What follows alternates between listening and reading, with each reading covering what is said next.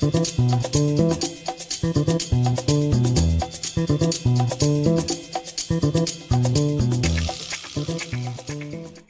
did something happen today, guys? I was asleep. What's going on? Welcome to Film Junkee Live on your May 14th. Superman trailer day. That's right, guys. Oh, boy. Oh, we got plenty to talk about when it comes to that trailer, don't we? Great to see you guys. How we doing out there? Welcome. Oh, hey, Mr. Jason McKenzie. Already added to the pirate ship. Cheers. Cheers to you, sir. And, yeah, guys, hit that like, thumbs up. Subscribe to the channel. If you want to support the channel, become a member. Do a members-only stream after every Wednesday stream. Let me turn this down a little bit. We're rocking out, baby. We're rocking out. Because we've got a trailer to break down. That's the main topic, of course. Hopefully you guys saw my first reaction. Not my first reaction, but my trailer reaction to that. Of course, YouTube is doing like their funky little copyright things that they do. It's just ridiculous. But yeah, we're going to break down the trailer. Who cares about that, all that stuff? Because Warner Brothers still doesn't get it. They don't get it. But then, of course, we're going to talk a little bit about Zack Snyder. We're going to talk about Final Destination Bloodlines.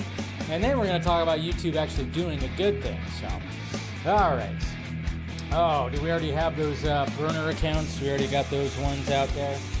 Moderators, you got to be careful today. That's for damn sure. What's going on, Ryan? This trailer is gorgeous. I need to see this in IMAX. There we go.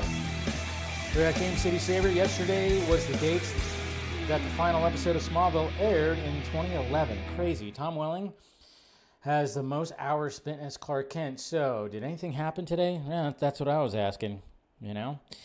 But, yeah, I remember reading about that. And again, you know, one of these days, maybe I'll go down and binge Smallville. I didn't really, that's what it is. Versus Seed. Curious how Gunn would handle air movement and combat. The direction is super dynamic. Awesome trailer. Yeah, I think we're all kind of curious about certain things. Got some things answered. When it comes to this trailer, we got Clone Avenger right here. Loved Corn Sweat's voice going from Clark Kent to Superman during the interview scene.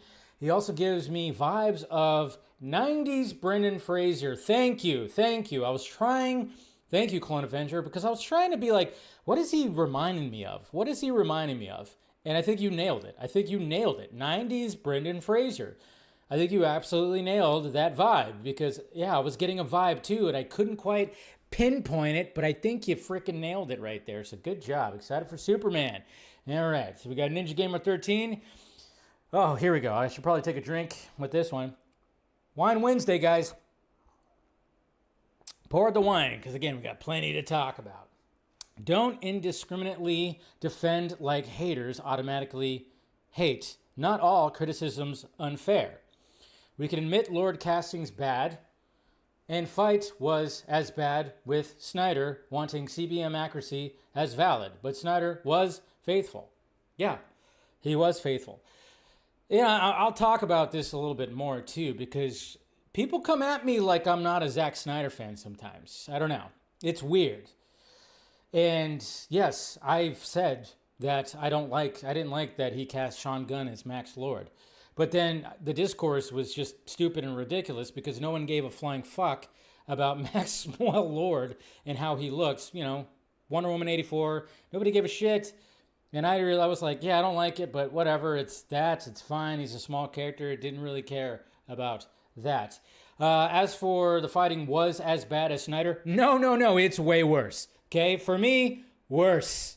Okay, because 10 years later, 8, 9, 10 years later, it is worse. It is worse for good old Film Junkee right here. Trust me.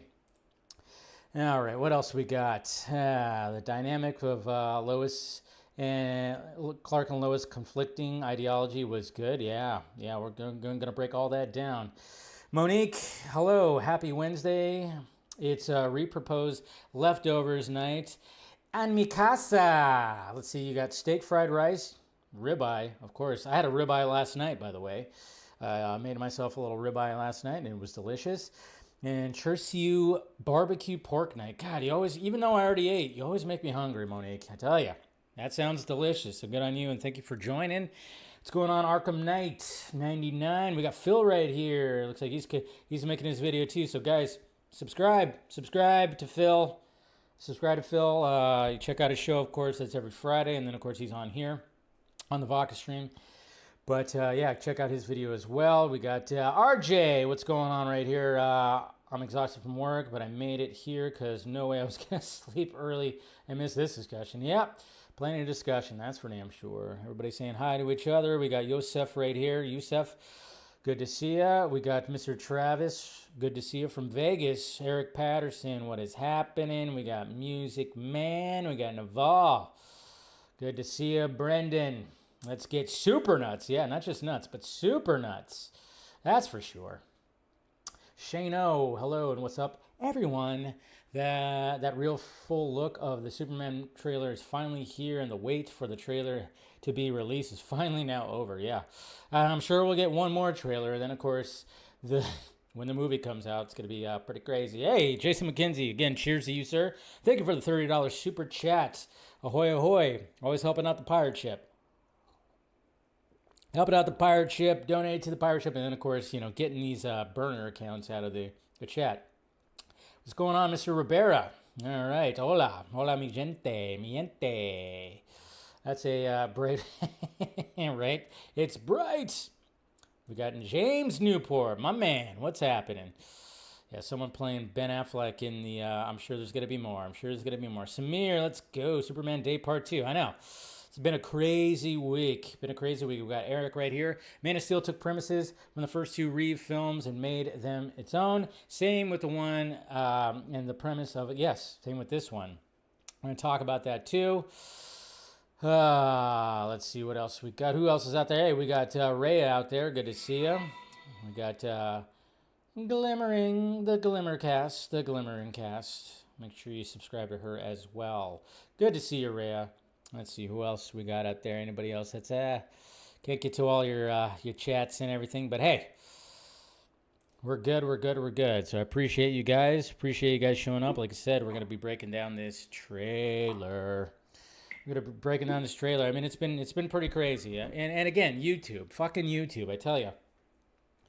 You just, I mean, it sucks because, you know, anytime you do a Disney or Marvel Studios trailer reaction, you're not gonna get anything. Apparently, they know that they get free marketing. They're like one of the only studios that gets the free marketing. Every other one, you're guaranteed to get like a copyright, not a strike, but you know, you're not going to make it, you know, obviously money on it or something like that and blah, blah, blah, blah, blah. But what really sucks is when not only do you get the copyright for the trailer itself, you get it for the music. The music that is within the trailer. So literally 3 different emails of copyright. No strikes, which is good. You don't want to strike. But I got the whole thing where one of the pieces of music that played during the trailer got it partially blocked in certain territories. I don't even know what that means. They're like, oh, we got to block it from this territory. They can't hear this music. It's so weird. I don't understand fair use copyright guidelines strictly say that you can react to something if you're talking and you're reacting and you're not just posting the trailer. You should be able to just freely do that. And I still just don't get it. But then it's just, I got like 3 consecutive emails for the trailer, one, the theme, the Superman theme, and then I guess there's another part of the theme and then that got it blocked in certain territories. It's so freaking weird. But yet when I post the clip for it on TikTok, Instagram, or what, nothing. I mean, I don't understand it. It just doesn't make any sense. And these studios need to realize that we're just giving you free marketing, free ads. Literally, okay? Unless I'm going around shitting all over the movie, sure, then maybe you wouldn't want that. But I am not. I am praising it. It's frustrating. But hey, what can you do? That's just the way it is. Sadly, that is just the way it is. Okay. And I want to start off with this. Well, should I start off? Yeah, I'll start off with this. I'm going to start off with this. This was funny. This was really funny because When I got done with the stream on Monday, and well, this was actually, I think this was on Tuesday that this happened. Obviously, excited for, okay, here comes Superman trailer and everything, cool. And this video was being posted. This video right here is being posted everywhere because obviously we knew that they had billboards in like New York City and pretty much all around the world that was basically marketing like, hey, Superman's coming out and we got a trailer coming out Wednesday. And James Gunn, of course, posted a video. He went to New York City and he posted this video right here. Here we go.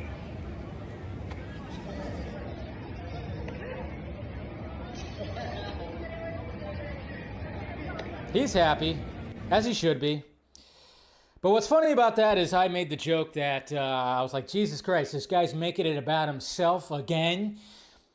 The people that took that seriously, there were people on both sides. Again, you could just see the both sides that were taking it so seriously. Like, you could go into the mentions, you can go into the quote tweets. There were people that were upset with me because I was making fun of James Gunn, and then there's people that were like, oh yeah, he's a failed. I saw a lot of people say he's a failed actor, so of course he wants to make it all about himself. And I went, he's a failed actor, but a pretty successful director? I mean, I didn't understand that part when people were saying he was a failed actor. And then I'm like, yeah, but then he's a successful director. I'm like, that's pretty interesting. But it was kind of funny to see the reaction to that and everything. And I'm like, yeah, it's not like it was, there was not a bunch of people cheering, sure, that people expected people to just be like, oh my God, and then swarm James Gunn. No, it's not what was happening. But I don't know why people were saying that, but they were saying that. Hey, whatever, it's fine. Hey, how about the Creed? How about the Creed franchise? The Creed franchise. We got more when it comes to the Creed franchise because, we were kind of wondering if there's going to be like more sequels, more anything. I don't know. But apparently there is going to be a series. That's right, a spin-off series on Prime Video. Creed spin-off series is in the works. Prime Video, titled Delphi. Delphi, the series follows the young boxers that train at the boxing gym from the films. Michael B. Jordan, of course, is exec producing. So there you go. That's how you continue the franchise right there with a series. Why not? Just do that with a series. So, yeah, that's pretty cool. Dave, you got to use sarcastic emoji. Oh, I did. I did, Game City Savior. Did you not see it? I put the tongue out and the glasses thing, and I even put G's. Yeah, I put sarcastic stuff. There were people that I saw respond, and then I clicked on their response, and then they deleted it because they realized it was a joke. Not to mention there was also people in my mentions also saying, oh, he's joking, because they knew I was joking. Don't take me seriously on Twitter, my God. Oh boy. Robert Downey Jr., Dr. Doom. Well, there's going to be some interesting things when it comes to Dr. Doom.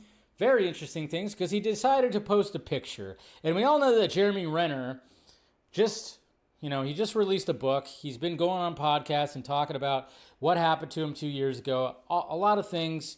And I've listened to him on Rogan. And, he seems like a genuine guy, and just the things that he's doing sounds great. And it was a horrific thing that happened to him. But Robert Downey Jr. wanted to show some love to Jeremy Renner in his book. But then, of course, naturally, we're looking at that. But at the same time, we're also looking at what Robert Downey Jr. is wearing on his body, what his hair looks like, and then something on his face. There he is right there. And I love the fact that he says, do not knock, trust yourself. He's got Dr. Doom right there. Obviously, we know he's got a pretty short haircut, kind of a buzzy type cut, the salt and pepper look. But he's wearing like muscle padding. Now, not quite sure exactly. Okay, so yeah, he's got the muscle definition padding that is usually found in a lot of costumes when it comes to a comic book movie. But he's also got mocap dots on his face. Huh? Now, that got a lot of people kind of freaking out and wondering, wait a minute, do not tell me that Dr. Doom's mask is going to be mocap and just full-on VFX. Do not say that. No. Most likely not that. But we got to remember that Dr. Doom underneath, scarred up face. Huh? A scarred face. Scar face? Okay. I don't know why I said it like that, but yeah, he's got a scarred up face. So I'm guessing that instead of just putting like a bunch of makeup on all the time, maybe there's going to be some interesting, I don't know. Or maybe the mask is going to be mocap and move with that. I don't know. But a lot of people were wondering about that. So Robert Downey Jr., gonna be interesting. Oh. Let's see. Alien Earth. Now, Alien Earth is coming out. Finally, we got a premiere date for Alien Earth on Hulu, which is going to be August 12th, which I'm very much looking forward to because obviously I'm a big-time Alien Earth fan. We got our first look at Timothy Olyphant, which I'm guessing he's an android. He's giving me android vibes, so I'm guessing he's an android. There's Timothy Olyphant from Alien Earth. And let's see, Alien Earth, there was more to it. I just didn't put it in part of my tweets, but there was like a little kind of synopsis kind of thing. Some posters. What the hell? Okay. No. Is there? Okay, so we got more stills right here. No, that was old stills. See, when you search on, let's see, no, we just got old stuff. I thought there was like more to it, like they were giving more to it, but no, that's just Timothy Olyphant. I guess that's all we're going to be getting. I'm trying to do a search, and like the search on Twitter can just be dreadful, you know? Because I'm searching, I'm like, okay, maybe they'll give me some recent stuff here. Nah, it's giving me stuff that I posted. But, okay, here we go. More stills. There we go. And then there's the entire crew right there. I mean, maybe he's not, or he looks like a cult leader. Maybe he's not an android, but he seems like he's an android. So we're getting part of the crew right there. And mind you, they're trying to make as much as possible probably look in the same vibe as the first Alien movie right there. So looking forward to it. Seeing how it ties into the rest of the franchise. That's what I'm kind of wondering. It's the Alien timeline. I think it's supposed to take place immediately after the first one or before. I can't remember. I really can't remember, but what can you do? All right. Ooh, then we got this. Okay, so speaking of trailers, hey, it's not all about freaking comic book trailers and whatnot. It's, again, I just love movies and love going to the movies. One of my most anticipated movies of this year, we finally got a trailer, and that, of course, is Nobody 2. So hopefully you guys check this one out, the sequel to Nobody. The fact that you don't have an average job. And it looks great. I'm not going to go through the whole thing, obviously. You guys having fun at the convention? But it just works. But we haven't seen It just works. Obviously, he's taking his family to a place, but there is a reason why he wanted to take it there, and then, of course, he ends up just beating a lot of people up. Sharon Stone is the villain. Forgot she was the villain. But yeah, it looks really good. Of course, they use the Holiday Road. Colin Hanks is in it, too. Christopher Lloyd returns. Looks good. I told you.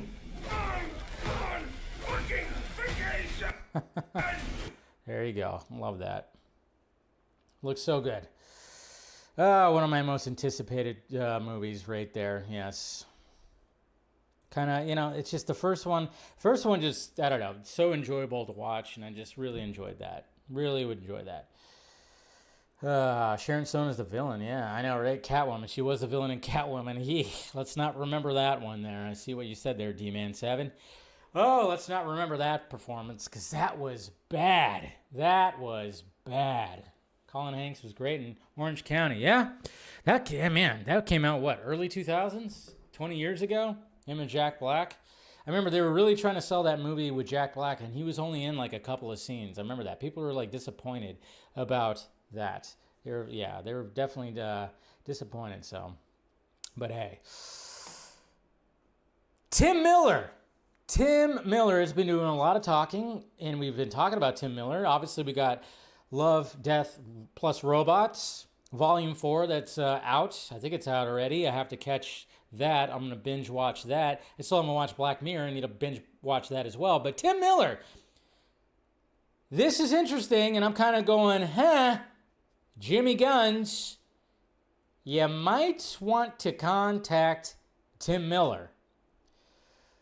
According to this interview right here, he said he wants to direct The Authority for DC Studios. That seems fitting. Yeah? Anyone? Tim Miller directing The Authority? After what he did with the first Deadpool and what he's done with Love, Death Plus Robots and other animated stuff, and he's worked on commercials for the Batman Arkham games, I think that would actually work. I was like going, oh wow, yeah, maybe Jimmy Gunn's, how about you contact Tim Miller, and maybe if you're still going to be doing the Authority, even if it's animation, get Tim Miller to direct it, because then you could put that marketing little title from the director of Deadpool. You can do that. Put that on there. That could be cool. Just saying. Even if it's animation, because he's all about animation. Oh, and then we got... oh, this is funny right here. Woo! What's going on? Swak fan? I'm probably saying your name wrong, but yeah. So we got Cannes Film Festival happening right now, and obviously movies are being shown. A lot of things going to be shown over there, and of course there's going to be a lot of movie websites that'll be covering a lot of what's happening in Cannes. But hey, how about Quentin Tarantino just going full force like, hey, I'm going to try to be like the Bruce Buffer when it comes to Cannes Film Festival, because Quentin Tarantino is going to Quentin Tarantino because he's Quentin Tarantino.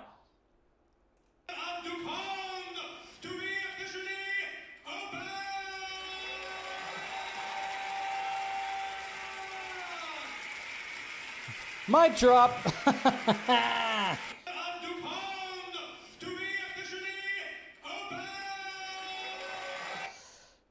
Did he really summon his Bruce Buffer within? Holy crap.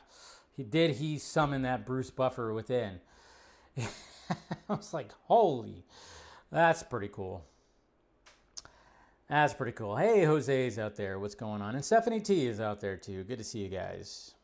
Good to see you guys. But that's what Quentin Tarantino does. He's great. And hey, DC Films, they kind of did this little thing when, hey, we got Superman banners because Superman, different generations, arms crossed, all this kind of stuff. And of course, we start off with Superman, the movie, with the icon, the GOAT, I guess you could say one of the first, cinematic superheroes. And there he is right there, next to his title, and of course his Metropolis in the background. Then we have Brandon Routh, who of course got a little bit of a redemption when it came to coming back into the CW sphere and everything, but Superman Returns, you got the Daily Planet right there, that's pretty cool. Then you got the GOAT, Henry Cavill, Man of Steel. No background, just just a dark, gritty background, right guys? Dark, gritty. No Metropolis. No, I'm just kidding. But yeah, but it's still cool. Yeah, like I said, the GOAT. And then, of course, we have the new one. Obviously, we got the new poster with the new banner. And we got Corn Sweat, who, hey, he's got a little bit of a smirk happening right there on the poster, right? He got a little bit of a smirk. The costume is a little more, they ironed it out. They ironed out the costume. So you can actually see like muscle definition and stuff like that. So you gotta love that. I'm just saying, you love that. I love that. I love seeing that because I'm like, yeah, I didn't see Superman 78 in the movie theaters, but of course I saw it many times. Saw all the other ones though, so. Yeah, well, I mean, it's Twitter. It's Twitter. I mean, yeah, they could probably put Tyler in there as well, and they could probably put Tom Welling, but at the same time, it's Twitter, so there was only 4 spots. And these are the cinematic. I think they're just going for the cinematic Supermen. The cinematic Supermen. Oh, and it's happening, guys. Oh, we got one back. Now there's just 2 more that they have to bring back. And, well, we already kind of suspected that this was happening. There was a lot of things that were already hinted that for sure she was going to return. Well, not really return. Well, return to the world of Daredevil, but actually just be scooped up from the Netflix Marvel universe and into the MCU. Krysten Ritter will officially return as Jessica Jones in Daredevil Born Again Season 2. So what about the other two? At least Luke Cage, right? I don't know, the Heroes for Hire? Are we going to get those two back too? You already got Frank. You got Frank back. You got Jessica back. I mean, I think it's just get the whole group back together, I guess. I mean, it's cool though, because I will say, like, when it comes to the Netflix universe, I mean, Iron Fist, yeah, it's the weakest one. Sure, it was. Like, I wasn't into it as much as the other ones. But I mean, I love Daredevil. I love Jessica Jones. I didn't love Luke Cage, but I liked it a lot. And then when it came to Iron Fist, I was like, all right. And then Defenders was kind of like, it was hit and miss when it came to certain episodes. I mean, obviously Sigourney Weaver being a villain, that was a good selling point, which was pretty sweet. But yeah, she's back, so I'm guessing the others are going to end up coming back. They're probably going to be doing a season 3, so maybe they all won't come back in season 2. But Daredevil at the end, I mean, Matt did say that he needed like an army to take on what Kingpin was doing. So just saying, I would not be surprised if Mr. Mike Coulter, his name was? I wouldn't be surprised if he gets cast. Just saying. Just saying. Oh, it's happening, guys. It's happening. I talked about this last August. So if anybody remembers me talking about this last August, I remember hearing about this and I was super intrigued and I remained intrigued. But the thing is, we didn't hear anything more about it. And we're kind of wondering, is this thing, I remember thinking about it and talking with somebody, like a friend in, real life, that real life thing. I was talking about, I was like, yeah, I don't know if this is actually still a thing, but Nicolas Cage is supposed to play John Madden in a David O. Russell movie, biopic about John Madden, but there was like nothing. And I'm like going, okay, what's going on with that? Well, Deadline decided to be like, hey, well, they're only a couple weeks into filming, but we got our first still of Nicolas Cage as John Madden. And we also got Christian Bale, who plays Al Davis, the owner of the Raiders. What? Look at that. This is insane. I couldn't believe it. I was like, oh, it's actually happening. I need to hear Nicolas Cage's John Madden voice. Boom. Boom. Yeah, that was a nice little surprise yesterday. When I saw that show up, I went, wow. And nobody had any idea that Christian Bale was going to co-star in that. Oh, this is going to be great. This is going to be absolutely fantastic, I tell you. And Indiana Jake, thank you for the $5 super chat. I'll get to your comment and I'll get to your comment right now because, chat's moving fast. Hey, Dave, new theory. Ultraman actually is from another universe, one of Lex's pocket universes. You might be onto something there. I mean, I know a lot of people are thinking, oh, yeah, he's just a clone of Superman. But you know what? It could be very interesting. Could be very interesting. I don't know. I don't know exactly where that's going to lead, but it should be something pretty sweet. Pretty sweet. Did I see Dell? Dell's out there. What's going on? Dell in the city's out there. Good to see you, buddy. Hey, the follow-up to the Super Mario Brothers movie. What's it going to be titled? I think you probably already guessed, and it seems kind of obvious because, there's a game that's called this, right? Super Mario World. Yeah. So they finally, it seems like it's taken forever for the sequel to come out, but at the same time, hey, animation takes a long time. It does take a long time. And it is a $1 billion movie, and we're supposed to be getting this next year. But yes, the title for the sequel, Super Mario World. So I'm sure they'll expand on a lot of things. Hopefully, there was a lot of things that were in that first movie, but I'm sure they're going to expand on a lot when it comes. There's a lot there. There's a lot there. And I think now we're all just kind of going, yeah, Chris Pratt is the voice. And we've accepted it because the movie, I enjoyed the movie. I enjoyed that movie. Again, it was, I remember I think I saw it on a Friday during the day. by myself. You know, I was that creepo dude, like, hey, I'm a grown adult. I'm just going to watch this kid's movie by myself. It's always kind of funny when you're doing that. You know, I did that with Barbie as well. It's always funny. It's like, oh, yeah, I love going to the movies by myself. But, man, when it's a family kids movie, that's when you go, geez. Let's see. What do we... Okay. All right. This is funny right here. I got a couple of things. Tom Cruise, Mission Impossible. Obviously, there's a lot of things. We got Mission Impossible coming out next week. Cannot wait. Didn't get the advanced screenings or anything like that. No, I mean, I'm seeing it with my dad. Thursday, we're definitely going to be seeing it. It's okay. Like, I remember I saw Dead Reckoning early, but I didn't see Final Reckoning early. I mean, I was tempted. I was like, man, maybe I should, but I decided not to. But we have some behind-the-scenes images right here from Mission Impossible, and, you know, looks like they all were having a good time. A lot of laughter happening, and even Tom Cruise doing some... It looks like Tom Cruise is also... He's like co-director right here. Co-director. But then I thought this was funny right here because somebody posted this.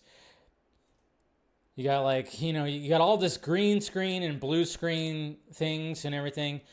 Meanwhile, you have Tom Cruise. Tom Cruise is like, nope, I'm going to do it. I'm going to do it right. I'm just going to do it. Strap a camera on me. I'm going to jump out of a fucking plane. So I thought that was funny. I mean, it's just a funny meme. It doesn't really, you know, obviously, you know, Superman can't really fly. And yeah, Matrix bullet time. For some reason, they used two Uncharted images right there. But I just thought that was funny. Where like, yeah, normally you just put somebody in front of a green screen and have them harnessed. Tom Cruise said, "Now, fuck it. Just strap a camera on me and I'm going to jump out of a goddamn plane." Jeez. That just looks funny. That just looks funny right there. And you know, you already know, I mean, we heard about it, and I'm pretty sure it should happen, right? Unless maybe they just stopped it. But he is going into fucking space, right? We are going to see Tom Cruise go into space in the next few years. That's happening. It's got to. I mean, we heard about it, but we haven't gotten a follow-up. I'm surprised no one asked him during like Q&As for Mission Impossible, but there's no way that he's not going into space, right? Whew. But yeah. The GOAT. The GOAT. The absolute GOAT. Oh, boy.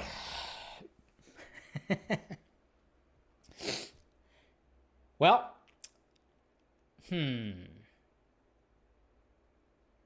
So, we got another trailer in the superhero world that was released today. And, yeah, guess what? It was, yeah. It was Ironheart. We finally got the Ironheart trailer. They decided to release it on Superman trailer day. Why not? Smarts. They're just like, yeah, put it out there. Nobody will notice. But yeah, we got the Ironheart trailer. Now, they really want to emphasize that Ryan Coogler is involved with this, obviously, because it's Ryan Coogler, and he just had a hit movie, so they are putting his name, even though he's just an executive producer, they are putting his name all over this. So this trailer is like, okay, we're showing this, we're showing things. Of course, the director of, you know, we're seeing Ree, and this, she's put into like a situation in an elevator where she has to get out of it. She uses her smarts to get out of it. Riri Williams was a genius. Okay. Then we got this motherfucker who is the Hood. So you went around. Money, money, money. You are not the first A lot of that. genius at MIT. You got the nerdy white dude. Iron Man kind of mask. Keep going. There's his Hood. Showing off some of his power. More than you can chew. I can chew a lot. More than that. That's kind of cool shot right there. And of course, punch the Hood. shady. Would a shady bunker have that on the wall? It's literally above a crate of self-guided missiles. I'm returning those. Ha ha ha ha ha ha, young Han Solo. I'll still watch it, but I'm just kind of, whatever. I think a lot of people are just kind of, all right. I think a lot of people forgot that was a thing. And then naturally we got the poster. Poster looks kind of cool, looks very horror-like. But again, whose name is on the poster? Yes.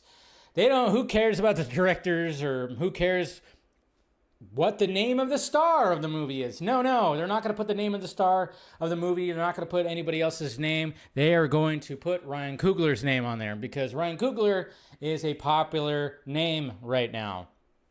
I'm like, poor guy. Just kidding. Hopefully, who knows? Ugh, yeah, I'll check it out, but who knows? I might just be like, blech, after all this. Make up your mind. Make up your mind. But finally, they realized, yeah, that was stupid. This was stupid. And you guys know what I'm talking about, right? We're talking about a name change of a certain streaming service. Yeah, you know exactly what I'm talking about. Coming soon, HBO Max. That's right. They're bringing the HBO back and not just calling it Max. No shit. Yeah, that was part of the WB upfront that happened today. Hey, guess what? We're bringing it back. I will say that the official Twitter account, whoever was handling that, was actually doing a very good job. They were doing a very good job of handling this joke. But it's like, yeah, you should have never gotten rid of HBO because that's the name. That's the brand. Home box office. That was always the brand. Why drop that? It made no sense. It made absolutely no sense. But they were doing stuff like this. Breaking, white smoke was seen coming from the Warner Brothers water tower. A new brand has been chosen. So yeah, whoever was handling the Twitter account today, they were doing an excellent job. Excellent job, and they were having all different kinds of people, even Jimmy Guns, even John Cena, talking about the name change. So they were getting everybody involved and using memes, using all kinds of things right here. It's just pretty crazy, but it made sense. They even had a Superman meme right here. They were using this even when it comes to Superman. What? HBO Max? HBO Now? HBO Go? I mean, they were trying to utilize it all. Whoever was handling, whatever intern or whatever marketing department was handling, they actually did a good job. So I dig it.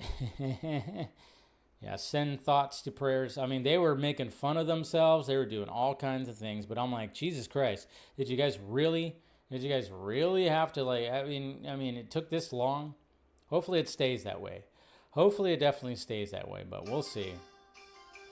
I got to turn this down. It's fucking, that ESPN app, I tell you, so goddamn loud. And of course, like I said, Cannes Film Festival is happening right now. What always happens at these fucking film festivals that I just go, okay, this means nothing. And honestly, it's like, this is just awkward as fuck. I mean, as much as I'm very much looking forward to Mission Impossible, The Final Reckoning, yes, I am. But I don't care about a 7.5 minute standing ovation.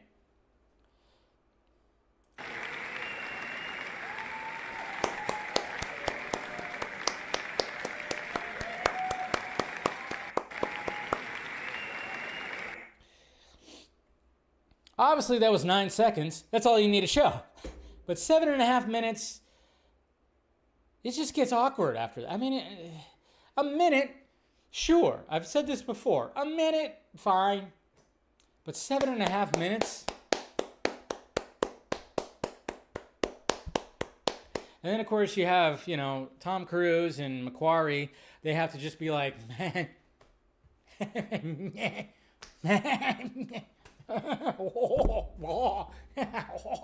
it's like, God damn, it's so long. That doesn't mean anything. It just doesn't mean anything either. It's like, stop it. Yuck. Osgood Perkins. He, when it comes to long legs and the monkey, he's won my heart. And he's one of my favorite directors that's currently working right now. Very much looking forward to what he has coming. And yes, we have an image right here of what he actually is working on. And it's under wraps. We don't really know what it's called, but here we go. Exclusive first look at images of Osgood Perkins' next film, Keeper, starring Tatiana Maslany, which of course she was in The Monkey. So we got this dude right here who looks creepy and covered with blood. And then we got a picture of a cabin. So that's all we get. Nothing else. And I'm good with that. Just show me that first trailer. Show me that first trailer, and I will be there day one. I will be there day one. What? God damn it, Bobby, you're too old for this. I don't even know what's going on. But we got King of the Hill, the first poster of the revived series. There it is. Any King of the Hill fans out there? I was. And yeah, they are in modern day. They are in modern day right now. So this poster is showing Cell Tower, showing a drone dropping off their Alamo beer, showing Megalo Eats. So obviously they had the Megalo Mart. And yeah, they are still outside with your the wooden fence right there. And we have vape. Oh man, it's great. Boomhauer got a tablet. Yeah, so they just updated everything right there. What in the... Do I still sell propane? Is he going to be retired? Is Hank going to be retired? I retire from selling propane. Yeah, propane tanks and propane accessories. Apparently the kids are supposed to be older. They are making them older. But these guys, they actually look like they aged them up a little bit. So looking forward to it. I am looking forward to it. And then see, even with the marketing, the Penguin, the official Twitter account of the Penguin even jumped on. They jumped on this. Can you imagine being remembered like that? So they even did this. Max, and then just throw it. Come on. I mean, again, whoever's handling these accounts, they're doing a great job. They're doing an absolute great job. See, okay, and then we have this, and this always makes me laugh, and this doesn't make sense. This doesn't make sense to me, but I don't know. Maybe it's not supposed to make sense, but it doesn't make sense. But the studio, I still have not watched the studio. I will get to it. I swear. I'll probably wait till it's actually done, and then I'm just going to binge the whole season since we're already, I think we're getting close, right? But the showrunner, Peter Huick, he talked about this, and there's just weird things when it comes to media that I don't understand. But hey, I guess I'm not supposed to. The studio showrunner Peter Huick says smoking wasn't allowed in the series. You can have people doing piles of cocaine. They can eat chocolate mushrooms. You can drink until you fall down, but you cannot show cigarettes being smoked. Cigarettes are worse than all the other things, apparently. I don't know. Okay, I mean, obviously, this has to do with, the anti-tobacco, all this. But it is kind of funny because, yeah, some of those other things are way worse, I would say. Maybe. I don't know, depending. I mean, we're all kind of different, but it is kind of funny. It just reminds me of how when you watch a commercial that is selling some kind of booze, whether it's liquor or beer, the people in the commercial cannot take a drink. That's right. If I was in a commercial with wine, I can only do this before they cut out. You cannot show somebody drinking the alcohol, even though you're trying to sell to people so they can drink it. Doesn't make any sense. But hey, it's not supposed to make sense. Just like this doesn't make sense. This is a mature adult series where they're doing tons of blow and alcohol, but you can't show somebody smoking. You know what's funny? People who like give up addictions and stuff like that, they'll resort to smoking because, or like, you know, vape or something because, you know, they need something. It's funny. It's just kind of funny. It is really funny. And I'm sure you guys saw this, and good on AMC. Thank God. Finally somebody is like, hey, we got to do something about getting people back to the movies, and AMC is already starting. AMC starting already. AMC Theaters is offering another perk for members of the loyalty group. Okay, so not only on Wednesdays, they're like trying to cut tickets like half off, but apparently when it comes to adding things for like their members, starting July 9th, Stubs members can buy tickets for 50% off normal adult evening ticket price on Wednesdays, adding the discounts already available on Tuesdays. So adding a little bit more to members right there. But yeah, they're trying to help get people back into the movie theaters by doing discounted prices, which is good, and hopefully other theater chains will start doing that stuff too. But we'll see. I mean, they should. I mean, I know they don't want to do it on a weekend day, but why not? Because I don't know. That's good though. Now we got Henry Cavill now in the chat. Ugh. All right.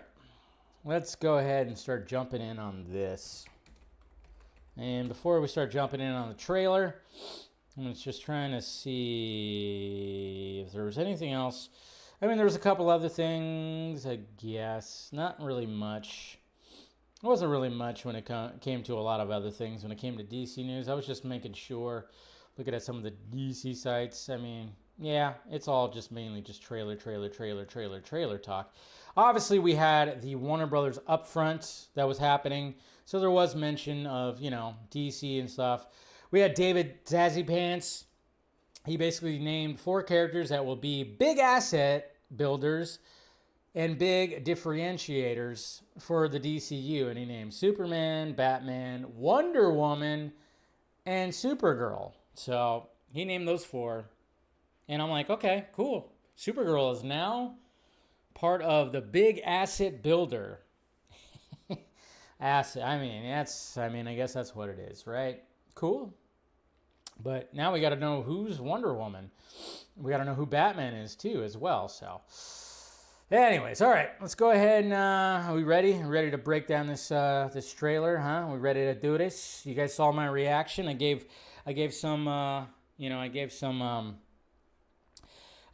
my feelings already, but I didn't want to I knew I was going to be breaking it down tonight, so I went, okay, let me just wait till tonight, and I'll break it down, and before I start, I gave my feelings about it and everything, but yeah, here we go, guys.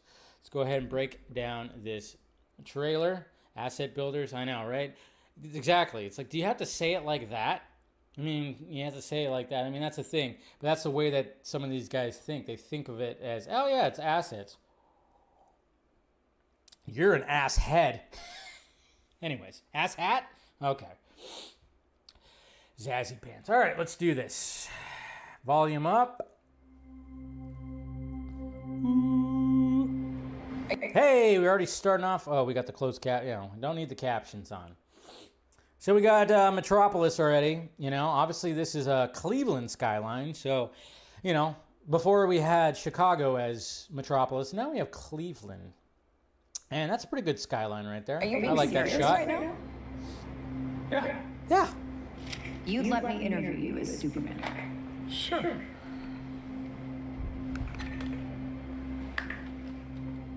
Ready? Let's do it, Cronkite. Superman. Miss Lane. All right, so right off the bat, I mean, obviously we know that this is the scene that James Gunn has talked about when he said that, oh yeah, for the screen test to try to find his Lois and Clark, he had this scene already written out where Lois interviewed Superman, and that was part of the screen test. And apparently it's got like a 10-minute long scene. And I'm like, okay, so start off with that, cool. And I love the change between Clark Kent and Superman. Obviously, he brings up the Superman voice, which they've all had, by the way. They've all had. I know some people think that Cavill didn't have a Superman voice. Yes, he did. They've all had the Superman voice. And I remember even like doing a rewatch of Lois and Clark, even Dean Cain, you know. There's just something you have to just be a little bit more, hello, you know, you know. I like that. So let's move on. Recently, So there's, I think that's what, Mr. Terrific's ship right there, possibly. We have some damage right here to some you've buildings. come under a lot of fire for what some might. It's a lot. It's a lot. So right there, a lot of people were talking about this because in the teaser trailer, you actually have David Cornsweet. In the teaser trailer, he actually blinks. They fixed that because they're like, yeah, Superman probably wouldn't blink if he got a can thrown at his head.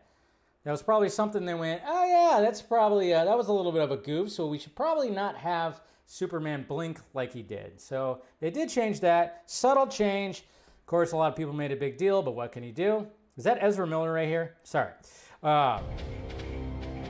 Today, the Secretary Pentagon. of Defense said he was going That's a cool shot. look into Hey, there he is, Mr. Rick Flag Sr. Good old Frank Grillo. Frank Grillo right there, who doesn't look happy, but he's wearing suspenders. your actions. That's funny. My actions? I stopped a war. So then we have the war that we heard about. That's a pretty cool shot. That's them Not looking up. maybe. I did. In effect, you illegally entered a country. So then, of course, we saw this when it came to the set photos of him getting arrested. Like I said, the suit looks pretty clean right here. You know, still not a fan of the chones, but the chones are fine. It's not a make or break, like I've been saying, but looks pretty decent right there. And then, of course, there's good old Frank Grillo, and we got the engineer, and we got Ultraman.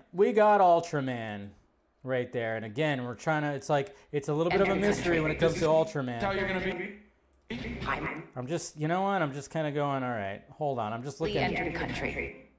This is how you're gonna be? I mean, I'm looking at their walk. I'm looking at the walk of both of them because, you know, if they really wanted to get detailed and it's really like, you know, a clone of Superman, I'm like, all right, so whoever's playing the clone should be walking like David Cornsweet, right? If you want to get that detailed, I'm just saying, little details you're looking at. And then, of course, we have, okay, so it gets pretty tense right here. I'm not the one being interviewed, Superman. Damn. Did you consult with the president? No. You seemingly acting as a representative of the United States representing anybody except for problems around the real world. and doing good. I would question myself in the same situation and consider the consequences. People were going to die. Woo! Intense. So this is what's also interesting about this as well, because what I am liking about what we're seeing right here when it comes to this scene is Clark, obviously, even though like he agreed to be interviewed as Superman, he thought that Lois was probably gonna be easy on him because, well, obviously what this reveals too is the fact that Lois does know Clark is Superman. That was kind of up in the air. We didn't quite know like whether it was already gonna be like that or not. But I think, I remember even going back to Man of Steel days. I remember seeing like Zack even said, "There's no reason why Lois shouldn't even know who Superman is. It's Lois. It's Pulitzer Prize winning Lois. Why would she not know that this dude that she works with is Superman? Why would she not know that? She's very good at her job. She's very good at journalism and investigative reporting. So naturally, she's going to know who Superman is." And I'm like, okay, because I was kind of wondering. I'm like, is James Gunn going to try to do that thing where like, oh yeah, even though they're in a relationship, she doesn't know? And I was like, there's no way, right? But of course, yes, she does know. So it makes, and I'm glad. But I was kind of worried about that because I was like, please, if they're together, please know that, I hope she knows that he's Superman, and sure enough.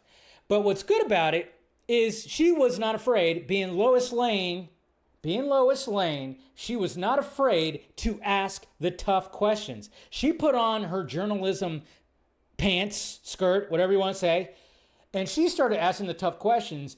Meanwhile, Clark, he thought she was going to be easy on him. Probably maybe it was going to be like, obviously, we remember that interview, like when it came to the first Superman movie, you know, she was obviously asking just kind of softball questions in that movie. And I'm thinking that's what James Gunn wanted to do, but he wanted to be like, oh yeah, well, I want Lois to ask the tough questions. I mean, she asked some really tough questions. I mean, she busts his fucking balls and he gets upset. Interviewed Superman? She even says, Superman? I'm not talking to my boyfriend Clark. I'm talking to fucking Superman. And then, of course, he gets a face full of asphalt right here from Ultraman. Did you consult with... And then Lex is all about it. I don't know what exactly is happening right here, but he's having a little mini O in his pants right there. President? No. You seemingly acting as a representative I of the wasn't United States representing anybody except for me. around the world. And doing good. See, and I like that response too, because Superman's not going, I'm not trying to represent the government. I was just trying to do good. I was just trying to prevent people from getting killed and suffering. So I do like this tension. And it's going to be kind of interesting where this is within the movie, because I'm kind of wondering like, oh, so what is this going to do to their relationship, you know, within the movie? Like, that's what I'm kind of wondering. I would question myself in the same situation and consider the consequences. People were going to die. Damn. And then boom, falls. Okay, so this is cool right here too. Something we haven't really seen. I mean, we kind of have, but I do like the fact that we are seeing Superman getting his ass handed to him.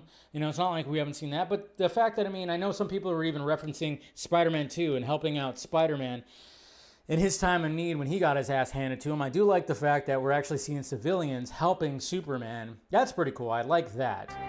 I like this. Hey, buddy. Eyes up here. Okay, so look at that blur. Blur to his crotch. So I like this line. Hey, buddy. I like this line delivery right here. Now his head is a little floaty heady, I will say. It's a little twitchy, but it's okay. Eyes up here. Eyes up here. So is he talking to the hammer, or is he talking to the kaiju? I'm thinking he's talking to the kaiju, right?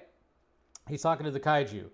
So, but I do like that line delivery, and I like that shot. That's a good shot. I like the shot.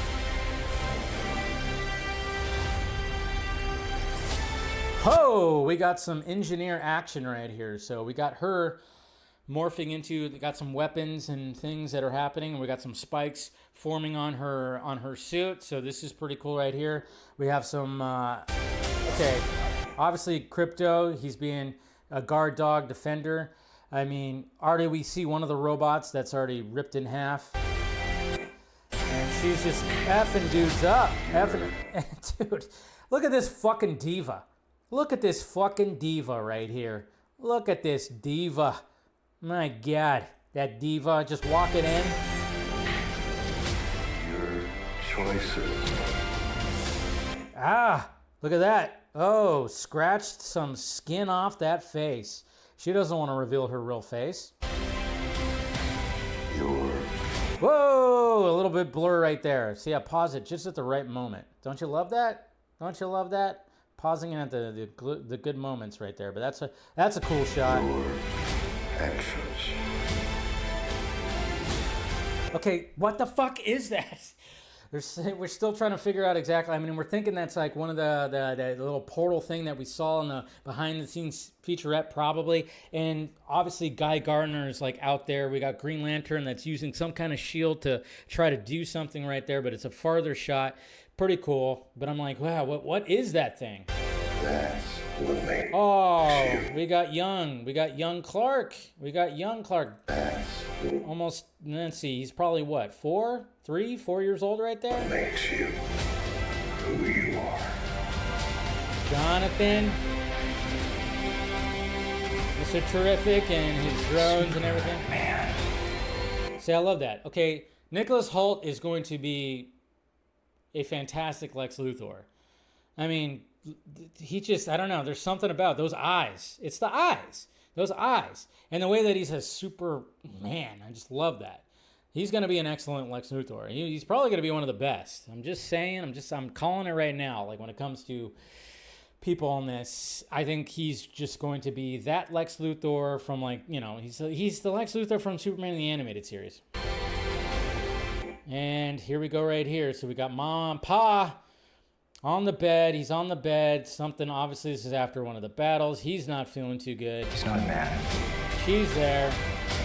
So right here we got Metamorpho, who I guess morphed his hand into some kryptonite to, of course, weaken Superman. I don't know who this woman is right here. That's interesting. We got a shadowy figure over here as well. Kind of interesting. Anybody has a guess? I don't know. He's an it. He's an it. I love that line too. That he's not a he. He's an it. Somehow become the focal point of the... Okay, that shot right here. So let's go back a little bit. So this shot right here, it's a pretty cool shot. A lot of people are comparing it to an All-Star Superman shot. I think it was All-Star Superman, but pretty cool shot. Some people were even zooming in, thinking that he didn't have the collar anymore, so maybe it was like a different suit. I don't think that's the case. I think it's just the way the lighting is with the effects and everything. I would not. I still don't think he's going to get a new suit in this movie. The entire world's conversation. It's the Justice Gang. It's the Justice Gang. Yeah, I don't like the name either, but hey, I get it though, because these guys are just misfits, or at least these two are, it seems. But yeah, we got the Justice Gang. There's the ring. Of course, we got the Mr. Terrific's seat right there. Will not accept. Some more action happening that we saw them filming and everything. So we got Ultraman. If you notice right here too, Will not. Mr. Terrific is lying on the ground right there. It looks like some of her actual, who she actually is. It's starting to come out. So this is going to be quite an intense battle. But yeah, Mr. Terrific is knocked out, and he's not feeling too good. Accept that. I wonder what the hell is going on right here.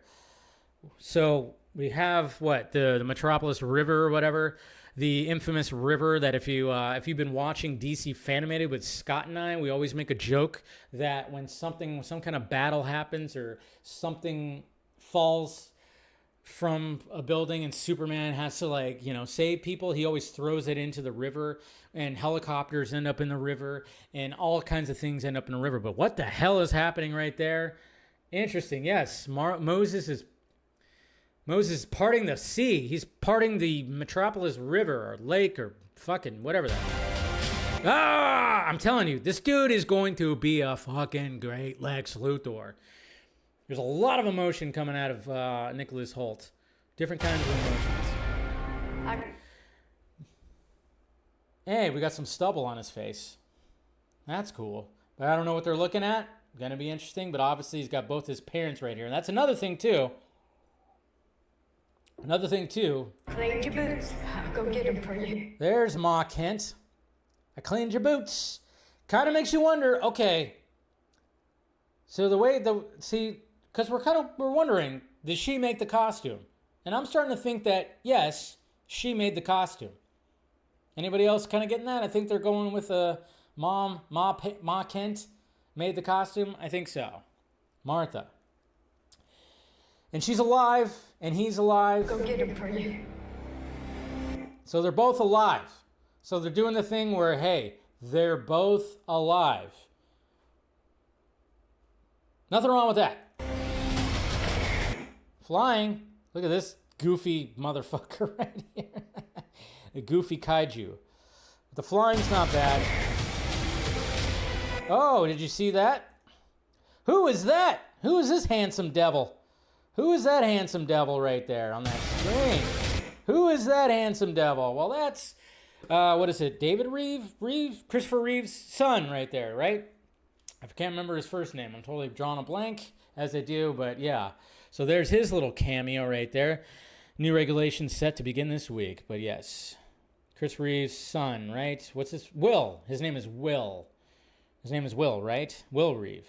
Yes, Will Reeve. Thank you. I was like, David Reeve? No. So there's his, you can see his little cameo right there.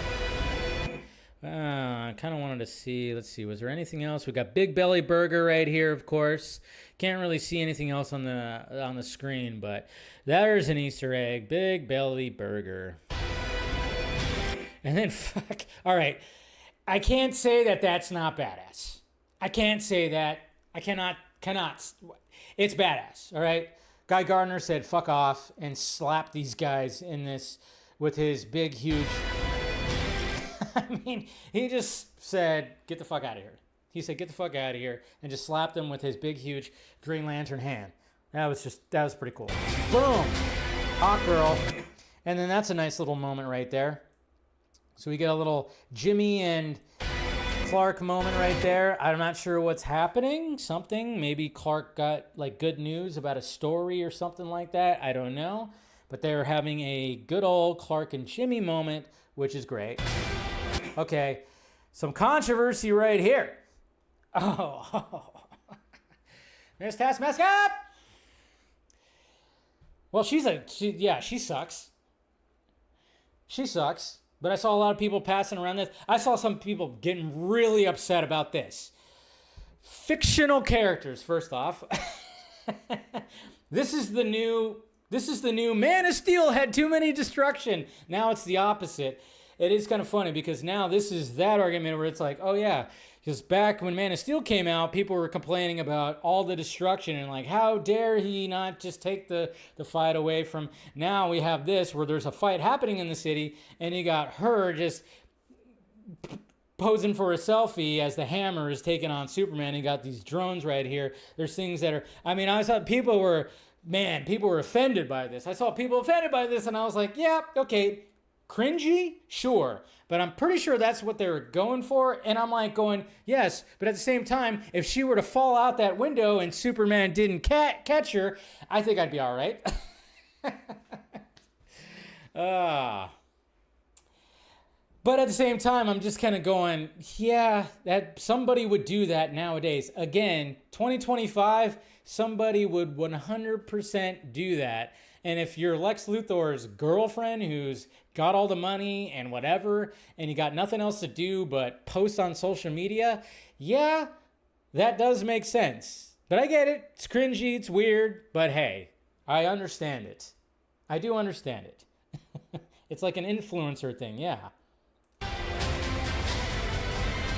Oh, that right there. This is the scene I can't wait for. Okay, so we got this right here too. That little portal thing right here as well. That little portal thing right there. And I don't even know where they're at. If you notice, they look like they're in some kind of other dimension right here. That's why when somebody was bringing up Ultraman and another dimension kind of thing, this almost looks like this is like some other kind of dimension right here. So that's very interesting. And then, of course, we got Metamorpho right here doing Metamorpho things. And then right here, too, it's like, okay, is Superman in space? Is Superman in space right there? I don't know why I'm doing it like that. Is Superman in space right there? I don't know.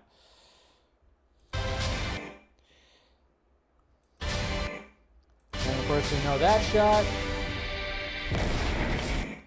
Oh, wait a minute. Did I miss something here? Wait. I know, I'm not going at the right kind of speed right here, sorry. So we got that, and then of course we got that. I was gonna talk about something else, and it's so quick, so I was like, wait a minute. Oh yeah, it was that one? That right there. Okay, so this right here, obviously. So obviously, this is in Lex Luthor's office right here, and this is Superman literally just lifting up his desk and throwing it against the window. So I can't wait for this right here. Again, look at this motherfucker. This guy is literally face to face with Superman, and he's just taking a sip out of his mug, his coffee. He's basically saying, yeah, that's right, super shit. I'm telling you, Nicolas Hoult is gonna go down as a good CBM villain. He's nailing it. He's nailing it.